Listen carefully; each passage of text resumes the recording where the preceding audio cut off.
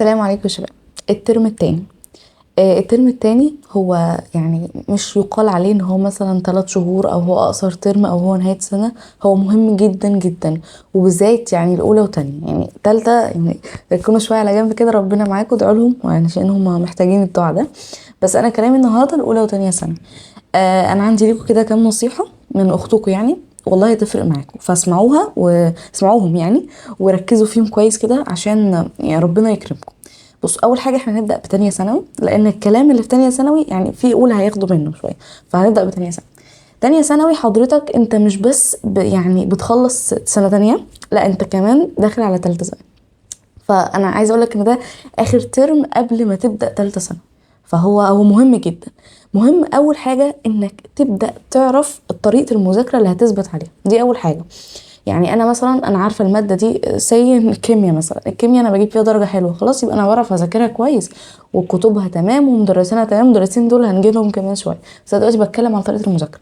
انا بعرف اذاكر خلاص يبقى انا بجيب درجات حلوه، يبقى تمام. طيب انا بقى بجيب درجات وحشه، انا ما بعرفش اذاكر، فابدا اشوف طريقه مذاكره عشان ما نبداش في ثالثه ثانوي ندور على طريقه مذاكره الكيمياء، ندور على طريقه مذاكره الاحياء. لا، احنا مش داخلين ندور، احنا داخلين في معركة وعايزين ننجزها، فمش لسه هندور.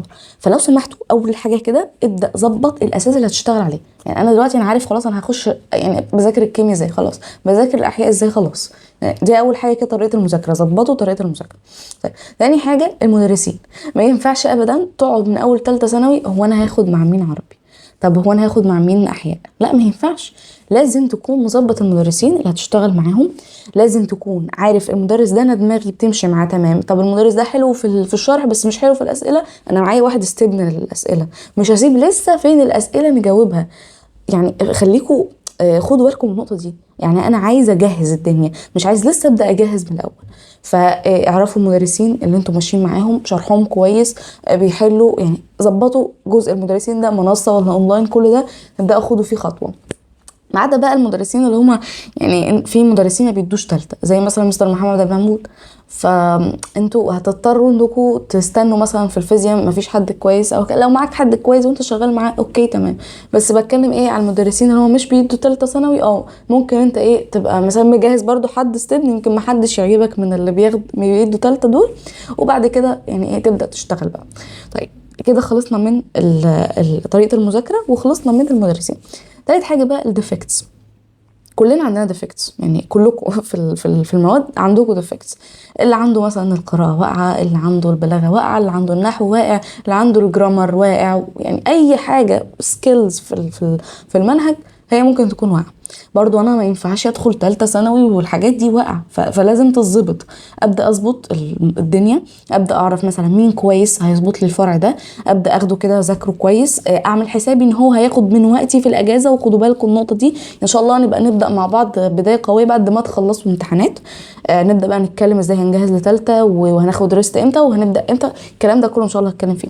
بس انا حاليا في الفتره اللي انا فيها اللي هي الترم الثاني ابدا اخد بالي نحو الترم التاني ما ضيعوش. يعني مش والله هو كده كده خربانه خربانه يلا، لا، اللي تنجزه دلوقتي احسن ما يتراكم عليك. حتى لو انت يعني النحو اللي فات مش مظبطه، خدها كبدايه. يعني انا خلصت من النحو دلوقتي ده لو بتاع الترم التاني، نرجع بقى باك بظهرنا ورا نشوف اللي فات، يعني ما بوظش تقول بجملة، لا. تبدا تظبط المواد اللي فيها انت واقع، عشان ما تجيش بعد كده تعيط. لانك والله بالذات اللي هي المواد التراكميه زي العربي زي الانجليش زي اللغه التانية، كل ده انت هترجع تعيط منه لو مش متظبط. فبقدر الامكان حاول تظبط، حاول تذاكر منهج الترم التاني ده كويس جدا، لانه غالبا هيتبني عليه منهج تالت. يعني ده غالبا لان تانية اصلا كلها مبنيه عليها تالت. بس يعني هي دي شويه النصايح اللي انا عايزه اديها لتانية ثانوي. ابداوا بقى ركزوا في اهميه الترم اللي انتوا فيه ده، انتوا بتفنشوا.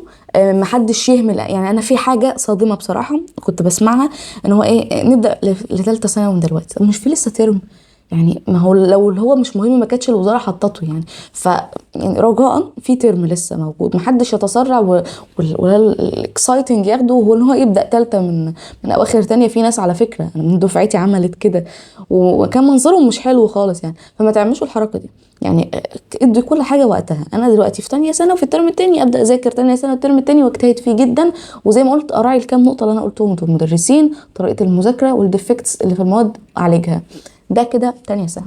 اولى بقى انا عارفه ان انتوا خدتوا صدمه كده وانتوا خارجين من اعدادي لاولى ثانوي، واعتقد ان درجاتكم في الترم الاول مش هتبقى حلوه، وده عادي جدا، وانت مش فاشل. انتوا لو كنتوا تشوفوا درجاتي والله العظيم يعني عار بجد عار. فهي ما كانتش درجات، هي كانت نظام العمدان ده لو تسمعوا عنه، يعني كان عمدان كده امتياز وما اعرفش ايه، كان المستوى وحش جدا. فما تشغلوش دماغكم خالص بموضوع الدرجات وكده، لا انت بس صدمه خروجك من اعدادي لثانوي، نظام تاني، اسئله تانية، منهج كبير 10 مواد، فالحكايه اوفر، وانت معاك حق عادي، ما فيش حد بياخدها من اول مره. وانا بقول لكم يعني ما تشوفوش حالي في اولى ثانوي، الحمد لله ان انا نجحت يعني. فناخدها بقى بدايه جديده من الترم التاني، نتلاشى الاخطاء اللي احنا عملناها. والله انا وقعت مثلا في الخطا، الماده دي انا كنت بذاكرها غلط، فاحاول بقى اسمع من الاكبر مني، اسمع من المدرسين، اقول لهم انا مش عارفه اذاكر كذا. ابدا حط رجلك على الطريق، وما تزعلش من الترم اللي ضاع. انت هو ترم من اصل 6 يعني، فما تزعلش، انت لسه معاك الوقت. ابدا. تاني حاجه انك تبني اساس سليم. يعني انا دايما نصيحتي لاولى وتانية ثانوي في بدايه السنه، يعني ابنوا اساس سليم عشان ما تتعبوش في ثالثه. لان والله العظيم اللي ما بيشتغلش في اولى وتانية، يعني سيبك مثلا ان هما ايه، مش درجات او مش تراكمي، لا هو تراكمي بس مش درجات، تراكمي مذاكره. فانت لو ما ذاكرتش صح اولى وتانية، وبالذات المواد التراكميه، عربي وانجليزي ولغه تانية، الثلاث مواد دول انت لو ظبطتهم انت ظبطت ثالثه ثانوي اصلا، يعني من اول ما انت لسه في اولى وتانية. فارجوكوا اهتموا بالمواد دي كويس. عايزه اديكم نصيحه، ادب العربي فكوكوا منه، نجحوا فيه وخلاص. انتوا يعني هو مش ريليتد لحاجه بعد كده خالص. انا يهمني النحو، يهمني البلاغه، يهمني القراءه والحاجات المتحرره دي. طبعا الانجليش فوكاب على قد ما تقدروا، احفظوا فوكاب على قد ما تقدروا.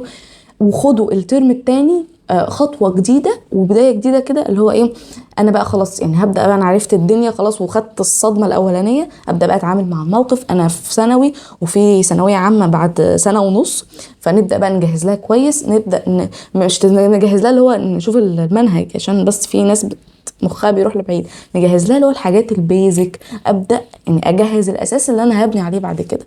طريقه المذاكره حاولوا على قد ما تقدروا توصلوا يعني لطريقه المذاكره البيرفكت اللي هي ما تضيعش مننا درجات. وهتوصلوا في ايه، انكم تسالوا الاكبر منكم، يا جماعه انتوا بتذاكروا ازاي؟ طب الماده دي نذاكرها ازاي؟ وانا عليا ان شاء الله يعني ان شاء الله معاكم يعني انا مش هكتفي بالفيديوهات اللي انا نزلتها في دفعه 24، لا ان شاء الله انزل جديد. بس على قد ما تقدروا انتوا اسعوا من نفسكم، لازم تدوروا على طريقه مذاكره، لازم تدوروا على مدرسين. ما تاخدهاش اللي هو اولى وتانية لعب وبعدين ايه تالتة، لان زي ما قلت هتتعبوا في تالتة. يعني اتمنى اكون ما طولتش عليكم، واتمنى تكونوا سمعتوا الفيديو للاخر، عشان النصايح دي مهمه والله. وانا بدات ادركها من اواخر اولى.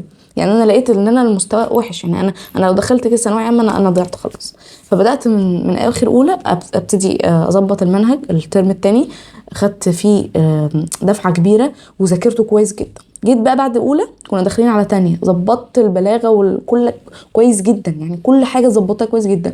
عملت كراسه للبلاغه، انا ما كنتش افقه شيء في البلاغه حرفيا. انا كانت البلاغه دي عندي يعني حاجه سودة كده، ما كنتش اعرف حاجه في البلاغه.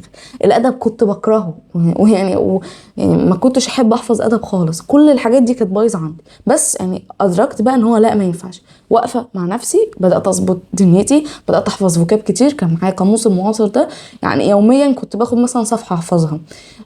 ده فادني جدا في ثالثه، لان ما احتجتش مثلا في احفظ منين واعمل ايه، لا كان منهجي خلاص بقى انا بحفظ منه وخلاص.